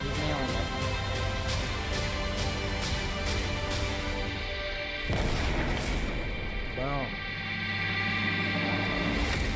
So why is he? Did you see? Why is he flying? Why is he? Did he get hit? And he's coming. It looks like somebody hit him and he's actually flying backwards. I don't know.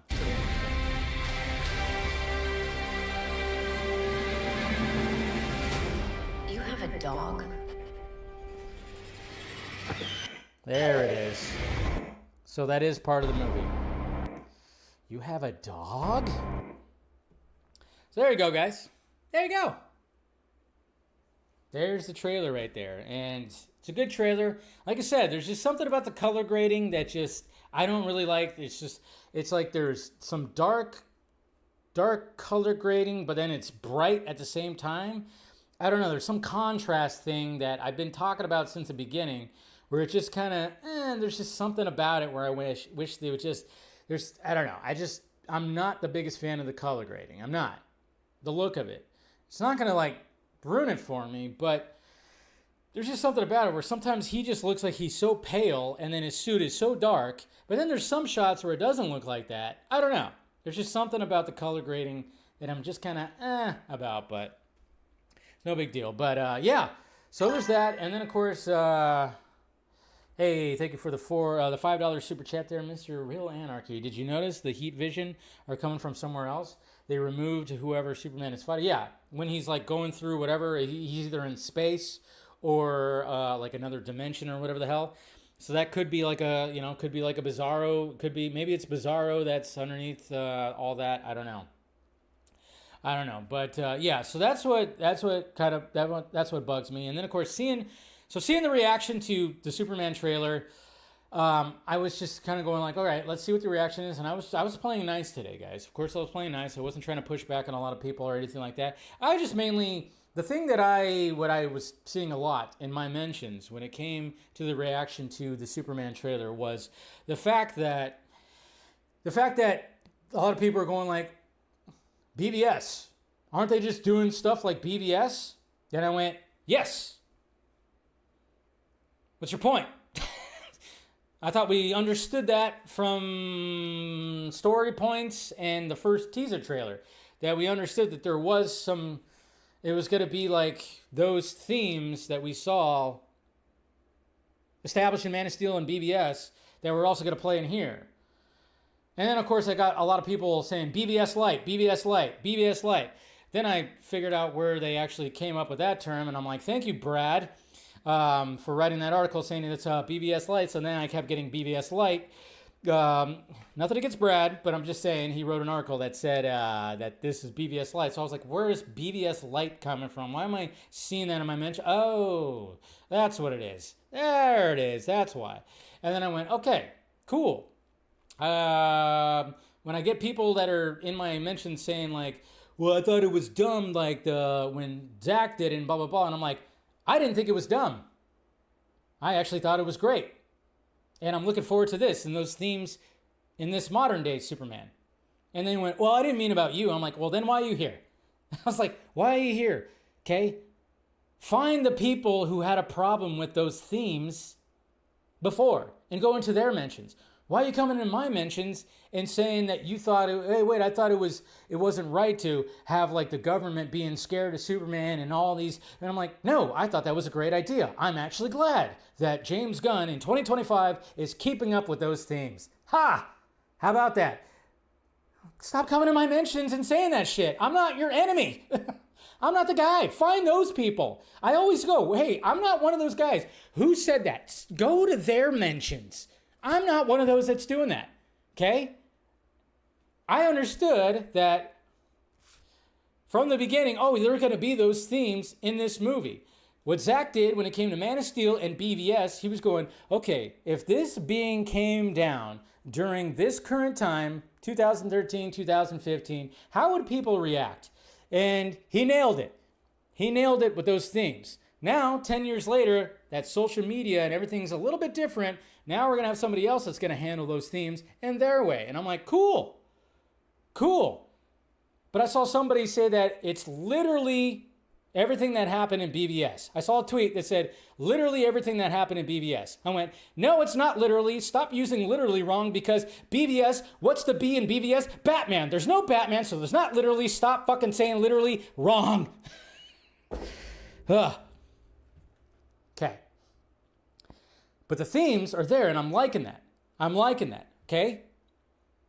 Just like when it came to Man of Steel and Superman 2 and of 1, similar themes there, okay? Origin of Superman coming to Earth, okay? Zod, Superman 2, does some shit. Him and his two peeps, they get off into the Phantom Zone or whatever the hell. They escape. They evade Earth. Superman has to stop them. There. But modernize it. Same themes, but modernize it and add your flavor to it. Okay, that's what's happening here. Okay? That's all. That's just how I'm perceiving it. Okay, you don't like the guy who's doing it? Fine. That's fine. But I'm just saying, it's not literally, and don't get offended by it. What do I keep saying, guys? How many times have I said it? Zack was ahead of his time. Back in 2015, 2016, that era, that's when Marvel Studios was peak. It was the thing. It was the absolute thing. Those people were not ready for this kind of themes when it came to like Superman or any of these characters. They weren't ready for it then. They didn't like it then. They were liking what Marvel Studios was giving them. But Zack, always thinking outside the box, he was ahead of his time. I keep on saying that. He was ahead of his time when it came to Watchmen. He was ahead of his time when it came to Man of Steel, when it came to BVS. So now those themes, people are wanting those themes 10 years later. And now we got somebody else doing those themes, and there's nothing wrong with that. In my opinion, nothing wrong with that. If you want James Gunn to not do anything that has come previous, well, talk to John Peters. Apparently, he didn't want Superman to do Superman things. He didn't want him in the costume. He didn't want him to fly. He wanted him to fight a big spider. He didn't want him to do Superman things. Superman is still doing Superman things. Yes, there's going to be inspirations from there. But what I've taken from this trailer also, again, that's also added to my hype, is the fact that it gives me the Superman the Animated Series vibes. I've been seeing some people out there saying, this is not the Superman I grew up with. I don't know what Superman you fucking grew up with. Who knows? I read different kinds of Superman comic books, the different ages of Superman. I watched Lois and Clark. I didn't watch Smallville. Wasn't my bag. But then I watched Superman the Animated Series. And I'm like, I don't know. This is kind of feeling like a Superman to me. I'm like, what? You didn't grow up with Snyder's Superman, probably. It was a little bit different, but that was just a Superman take that went, ooh, that's pretty cool. Feels a little bit more cinematic.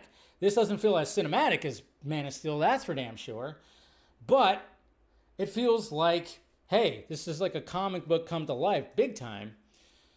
And I'm like, okay, I'm digging that. So, really liking that. It's the fact that those who hated BVS are praising this movie. Okay, that's fine. But again, I look at it like it just shows you again, I just start chuckling and go, Zack was ahead of his time. Zack was ahead of his time. And by all means, go find those people and be like, hey, why didn't you like this back in 2016? I just find it funny when those guys come into my mentions and they start saying that shit. I'm like, BVS is one of my favorite all-time CBMs. Why are you in my mentions? It's like it's just, by all means, go to those people and be like, hey, why all of a sudden you like it now? I think it's a good thing, because then I'm hoping that people will go back and watch Man of Steel and BVS and be like, oh, okay, I get it now. Because Zack was ahead of his time. That's the way I look at it. I just want to take that positive thing. Don't be petty. Be positive and be like, oh yeah, he was ahead of his time. But of course, there's going to be people that just are still going to shit on that version. It's fine. But overall, a good trailer. Like I said, I'm not too thrilled on the color grading. There's some wonky shots, sure, but it very much feels like it's going to be a really good Superman film. So, cheers. Now let's talk about Zack. Let's talk about Zack, because there's plenty to talk about when it comes to Zack. We're definitely going to be late on DC Fanimated, so I'm going to tell my co-host here.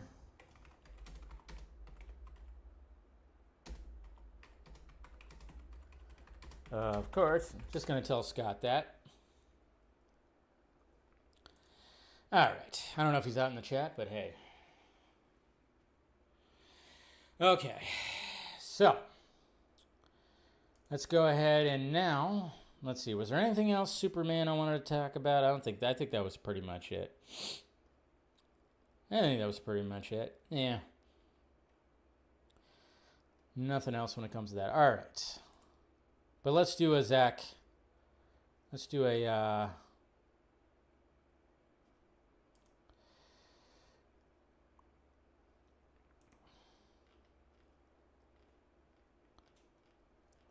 I know, I should have planned this better because I was like, yeah, I was going to try to, yeah, that's the thing. Like having DC Fan made 2 hours after this stream is so difficult sometimes.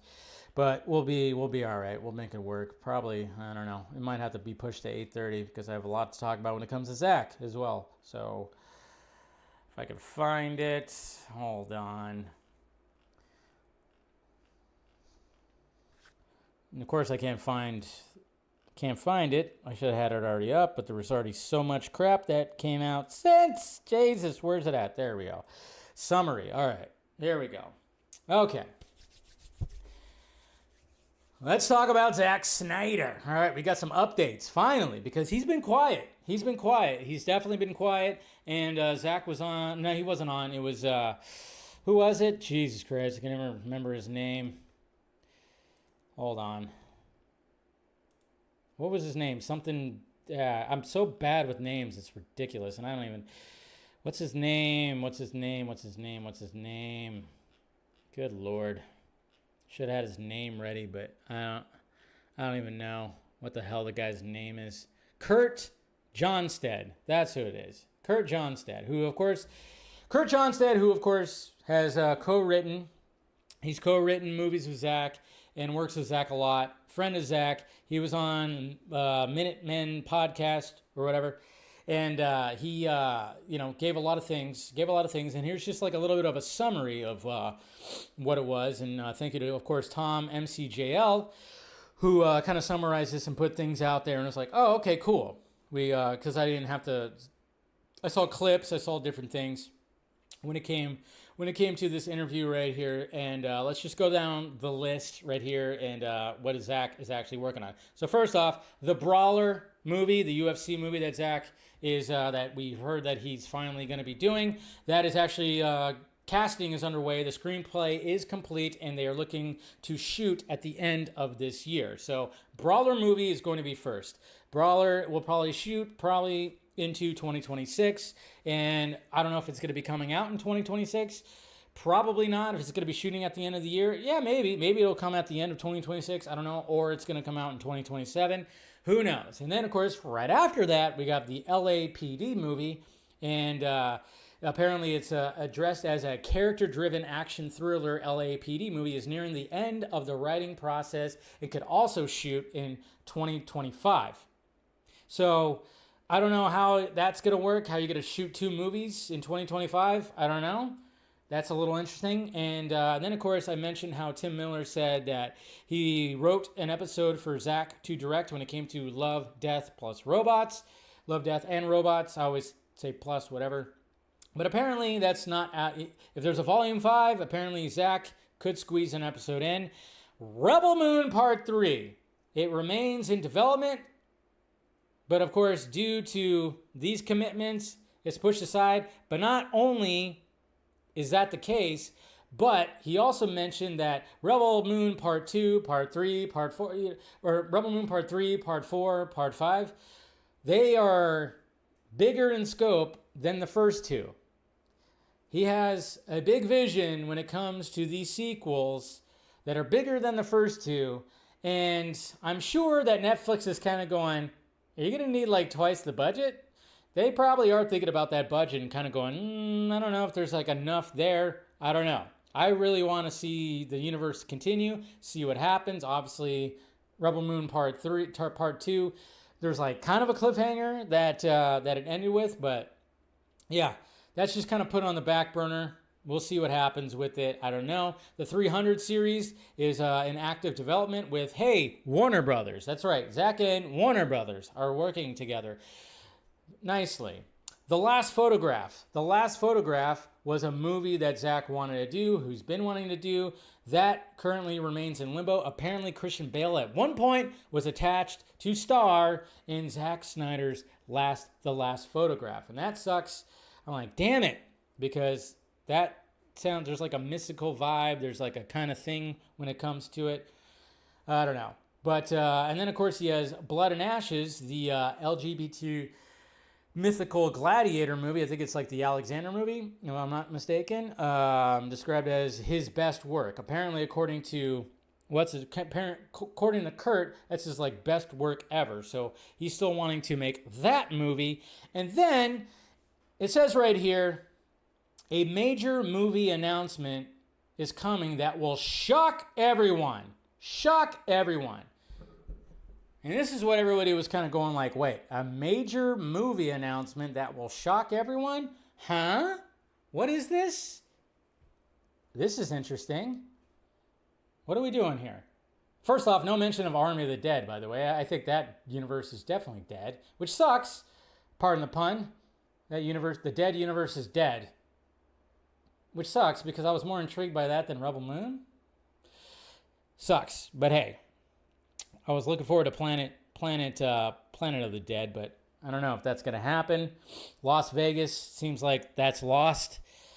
Kind of sucks. Seems like there might have been a shift in. Yeah, I think there was a little shift in the relationship, especially when Stu, whatever the hell his name was, the guy that brought on Zack to Netflix. It seems like the relationship's not quite as strong as it once was. Not Stu Baker. That was the guy who just won the Academy Awards, right? Whatever the hell his name was. But so there's nothing there. But when they were talking about this, so first off, okay, so when it came to this whole thing about a movie announcement that will shock everyone, hyperbole, that's not what he said. If you actually watch the clip, of Kurt talking about that, he said like, yeah, Zack likes to keep things secret, and I think once he announces this, it'll surprise people.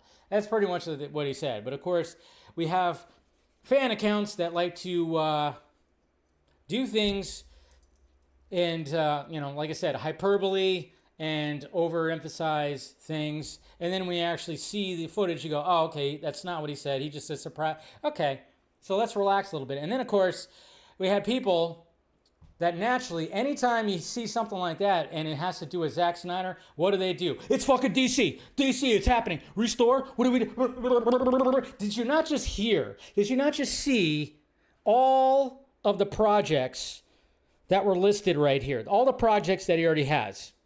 Again, this is what I keep emphasizing when I keep pushing back on some of these people. I'm like, you see all the stuff, and there's probably about 7 other projects that he has that we don't even know about. And I'm just looking at this list right here going, Jesus Christ. I mean, how is he going to... And immediately they just do that. And I'm just kind of going like, I got frustrated yesterday. If you follow me on Twitter, I got so frustrated because I was seeing certain accounts that were pushing that, oh man, there's a possibility he might be coming to DC Studios. And I went, it's not about DC Studios. I guarantee it's not about DC Studios. What are we doing here? And I could not believe when I saw that. And I was like, good God. I saw that and I saw people pushing it. And I started getting hit up by people.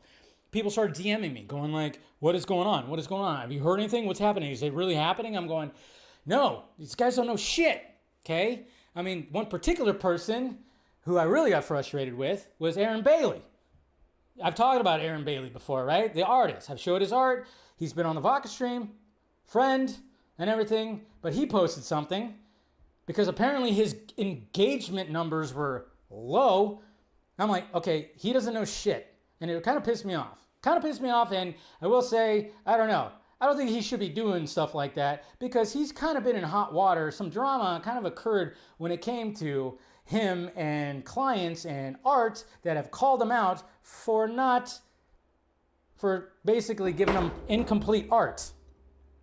Just almost knocked over my drink right there.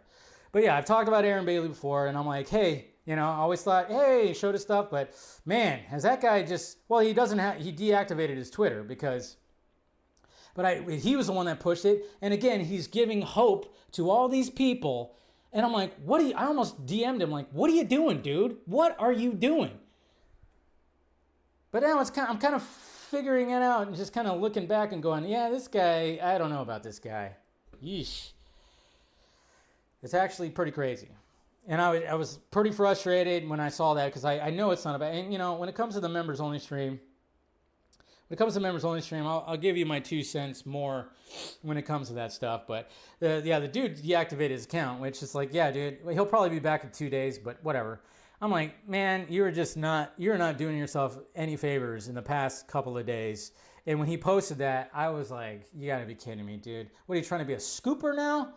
I hate it when people try to be scoopers. It's like, stop doing that. You're not a scooper. Stop trying to be a scooper. Stop trying to seem like you're, I hate even when I get information, I hate trying to be like, oh yeah, I got some information. I think it's ridiculous, but it was just frustrating. It's just absolutely frustrating, but what could you do?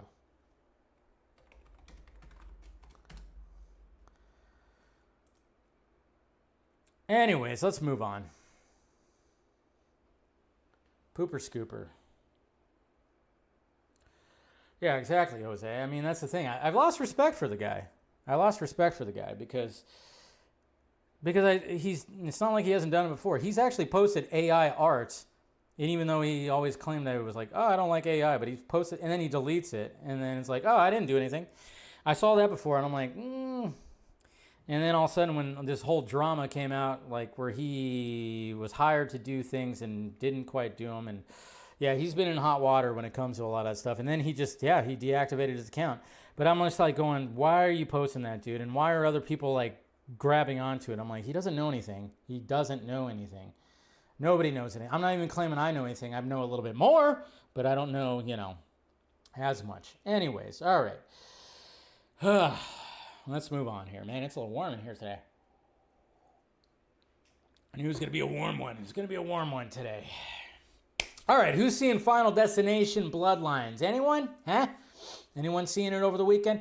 I'm going to go see it tomorrow. I think my screening is going to be at like 5:40, so look forward to my first reaction review. Very much looking forward to it. And actually, again, I'm on Letterboxd, guys.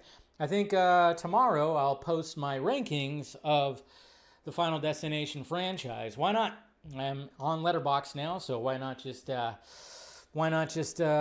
my rankings for this franchise? And I think I will. But we got Bloodlines coming out, and of course we're going to go to the Devil Fruit site to see what the critics are saying, and they are saying good things. 95% with 74 reviews, adding some surprising emotional layers onto the ghoulish bones of Final Destination's mythology. Bloodlines ingeniously executes grisly set pieces with precision and turns impending doom into outrageous fun. So let's read some of these reviews right here. And I love it. I love it that they're using Tony Todd, like front and center, man. May he rest in peace. All right. With gory and inventive set pieces and engaging performances from the young cast, Final Destination Bloodlines is pure pulpy entertainment.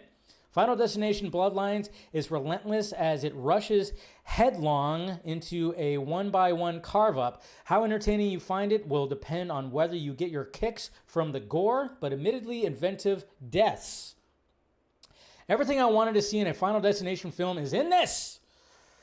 You may watch Final Destination Bloodlines through fingers covering your face, but chances are high you'll be smiling too.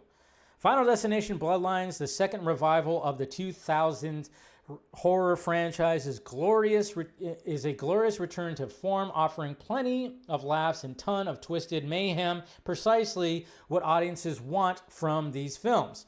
Final Destination Bloodlines is a fun movie, great deaths, great gore, and a plotline that isn't too complex or requires any knowledge of previous installments of the franchise. That's good. It's the perfect bloody feel-good film. So yeah, critics are raving about it. Like I said, I don't see where that bad one is on this page right here. So it seems like people are just like, hey, this is looking good. I'm loving that. So yeah. I can't wait to see it. Like I said, I did a rewatch when I first moved into the new place about, almost 3 months ago.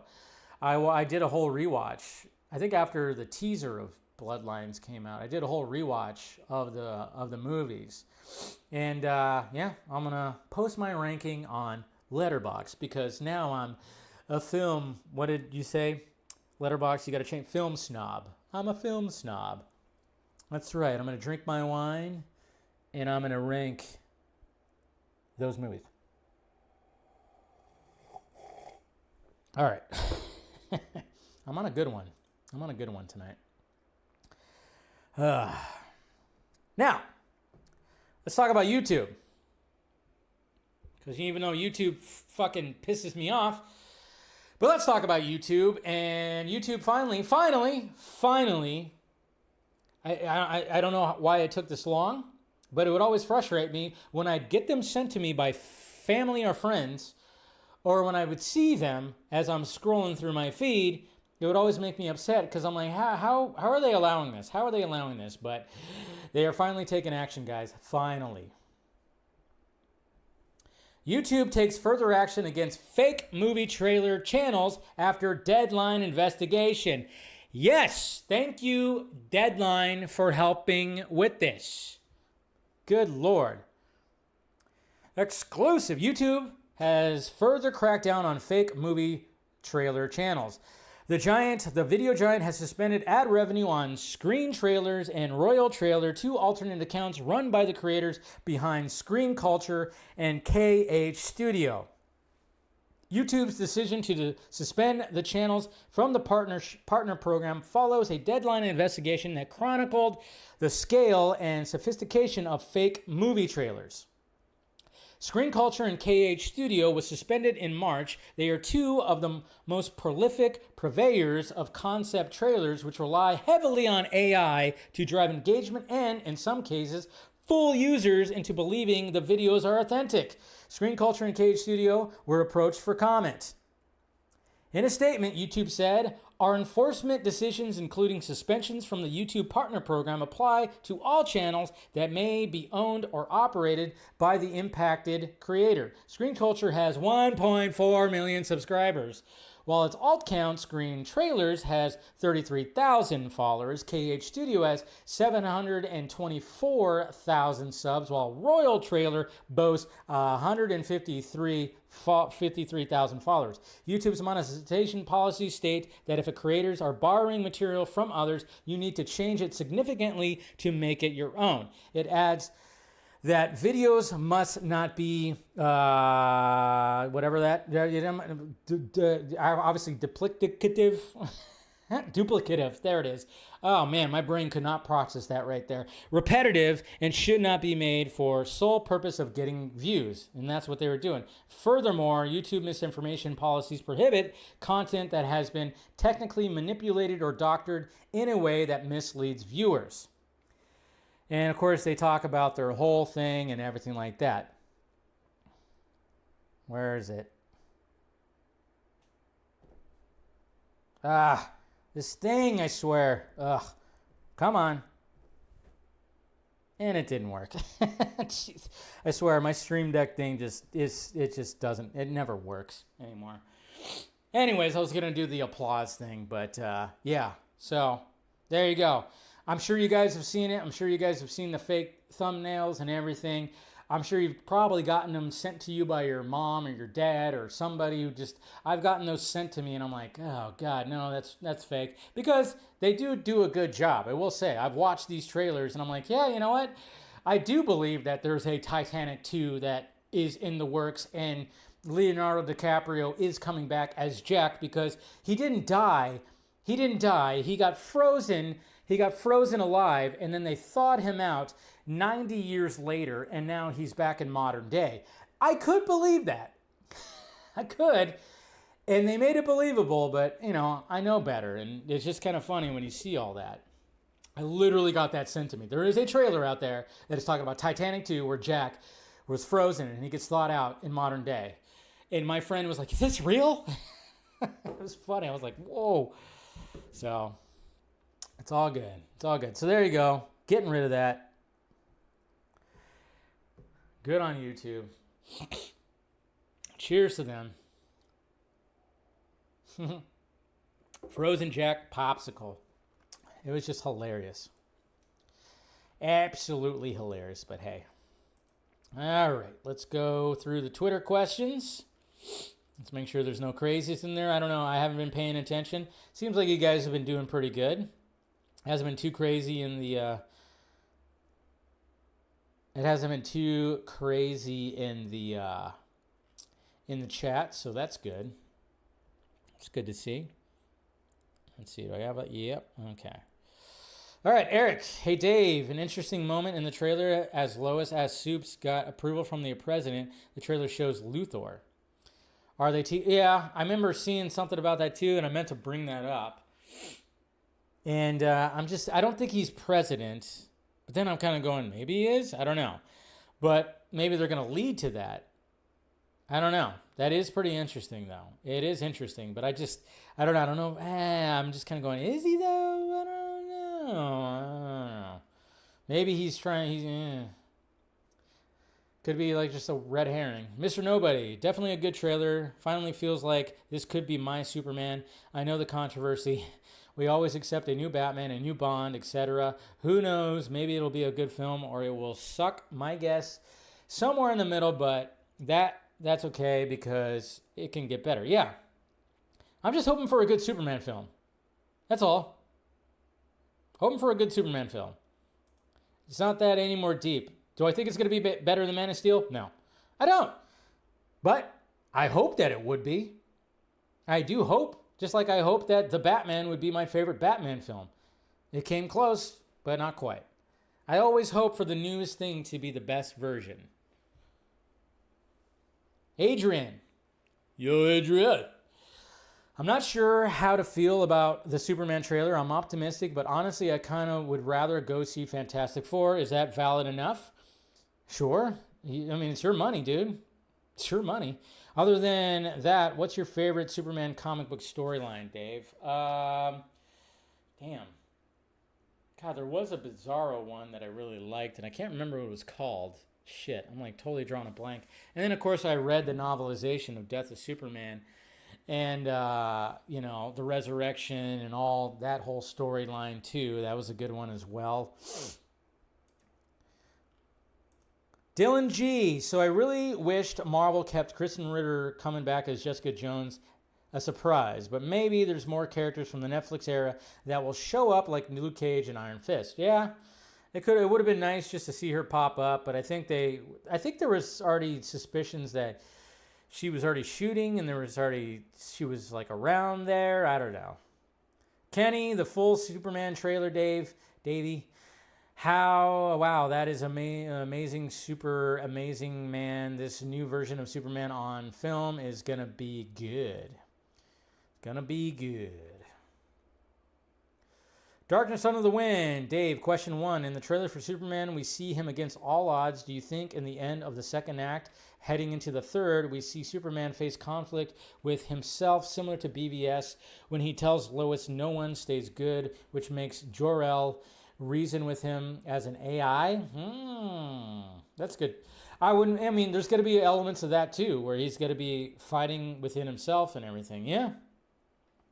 I know there was a story point that I heard about. Somebody told me, and I wasn't trying to get the movie spoiled for me, but I was just curious about one story point. I'm not going to say it, but I was like, oh wow, that's an interesting take. I went, that's an interesting take. That take we haven't seen before. Question 2. We see Superman confront Lex in the trailer. Do you think Lex is super calm in the moment because he's not only has kryptonite in his pocket, but a kryptonite dagger? I don't think he has kryptonite. I think he has something over Superman. I think there's something that Lex has over Superman that prevents Superman from, basically ripping his head off. If he had kryptonite on him or a kryptonite dagger on him, Superman wouldn't be able to get that close to him. He'd already start being like, bah, bah, he'd be doing that.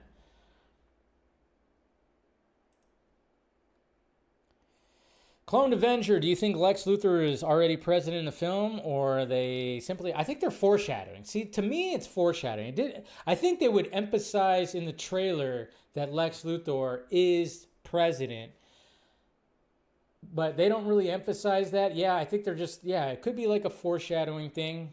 I don't think he's actually president. I think that would very much be a thing that they'd want to put in the trailer.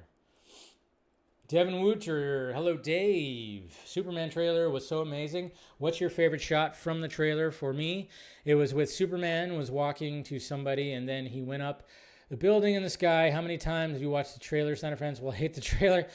Yeah, there's some Snyder fans I've seen that were just, yeah, of course, completely shitting on it. But hey, that's what you expect. But you know, but again, I like the Snyder fans that are welcoming. Yeah, like me, and there's a lot of those too, and I saw a lot of positivity. Even like people who liked what Zack was doing, but they were like, okay, we had that, now we have this. Perfectly reasonable, but if you don't like it, it's fine. Like I said, it's not a big deal. Not a big deal. You don't have to watch it. Nobody's making you. On my way to steal your vodka technology. Thank you, Versus Seed. Yep, I did catch that. Christopher Reeve's son, Will Reeve. Will Reeve right there. That's pretty cool. Gotta love that. Don Davis. Not even kidding. Trapped shorts like you said. Waited patiently, consistent. What? I don't even know what the fuck that is. That's probably a bot. And then, of course, we have this media cringe that has now been showing up in my mentions. And they said, you are a fish. And yeah, because somebody made this GIF a long time ago. Dave, I haven't seen you in years. I forgot who made this GIF. Was it Fear Jason? Maybe Fear Jason made that. I don't know. Did you? Maybe. I don't know. But, yeah. And then, of course, I did run some polls. I put my poll out there. I wanted to see, you know, after the trailer came out, I wanted to see where people were, you know, people who follow me, obviously. And I ran a Twitter poll and I ran a YouTube poll. So let me pull both of those up and we'll see where people are. Because I mean, I would like to say that I have a mixed bag. I mean, I obviously, you know, a lot of, hey, Jose, just say good, you're still doing your thing, DP. Yeah, man, always great to see you, Jose. Always great to see ya. And go Giants. Let's see, where am I at here? I'm trying to remember how to get to, there we go, okay. I was like totally just going, where do I go? And try to get to the feed. Okay, so let's look at these polls right here. So first off, we got the Twitter poll. 555 votes. I asked what your thoughts were about the Superman trailer. I put amazing. I liked it. Not really feeling it. Horrible. So, you know, you get the two extremes and then the in-betweens. Amazing, 39.6%. I liked it, 25.8%. Not really feeling it, 24.1%. Horrible, 20.5%. So there you go. So there's that. And then, of course, I ran it also on YouTube and got 950 votes. And currently it sits right here. 53% amazing. 24% I liked it. 19%, not really feeling it. 3% horrible. So there you go. People are hyped for Superman. They're hyped. They're hyped from these trailers. They're hyped from all this. And yeah, I mean, again, I wouldn't be surprised if like those certain people that don't like me, they were probably trying to like, hey, you know, vote horrible on this poll, on this poll, on this poll. And it's just, again, it's just allowed, yeah. And you put not feeling it, it's fine. There's nothing wrong with not feeling it. You just didn't think it was horrible. You know, it's not going to be for everybody's stuff, but hey, you know, it's all good. But there you go, guys. There it is. Like I said, it was kind of like it's been an interesting couple. And of course, on Friday, we're going to be talking about it with the panel, get everybody's breakdown of it. You know, not everybody is going to be glowing about it. You know, we'll get some mixed bag of voices to see what people say about it. About the trailer. Like I said, overall, it's a great trailer. I didn't love it, but I liked it. Like I said, it's just that color grading is kind of throwing me off a little bit still. And, you know, there's certain things where I'm like going, yeah, okay. You know, but for the most part, I'm really I'm hyped for it. I'm gonna totally watch it opening night if I can get early. Cool, I could do that too, and hopefully, just we're in for a pretty good Superman film. That's what I'm just all about. In for a Superman film, and like I said, guys, you don't need to come in my mentions and start saying stuff like, "Oh wait, they did this in BVS. I thought this way." I'm like, no, I'm a fan. I'm a fan of what Snyder did. You don't need to come to me and say that because I'm not the enemy. I'm just not. I'm not the enemy. Go find one of those guys. You don't need to do it in my mentions, okay? You just don't. I'm good. It's fine, okay? Don't, of course, I'm probably going to hear BVS Light. Again, thanks, Brad, who, I got that term that's going to be thrown into my mentions probably a lot now. But hey, I'm okay with it. It's fine. It's perfectly fine. It's kind of funny because the original BVS, before Chris Terrio came and did a rewrite, that was BVS Light. I don't know. Again, I know people don't seem to forget that, David Goyer and Zack wrote the script, and it was a lot more action-packed, a lot less political. And Terrio came in and made it more political and added those elements. So, Chris Terrio, he's a guy. He was the guy to do that. All right, guys, let's go ahead and wrap it up. And like I said, if you want to be part of the members only stream, like I said, I'm going to give my impressions of the whole Zack mystery movie, just from what I'm thinking and stuff. So if you want to, I'll talk about it in the members only stream. And then of course, like I said, we're pushing the DC Fanimate stream to 8:30 because I knew this stream was going to last a little too long. But yeah, so look forward to that. We're talking about Batman Beyond later. So that'll be fun, as always. All right, guys, hit that like, thumbs up, subscribe to the channel, do all the things. And members, I'll see you guys in a little bit. We'll talk for about 10 minutes. And then, of course, I'll see anybody else who wants to talk Batman Beyond with Scott and I.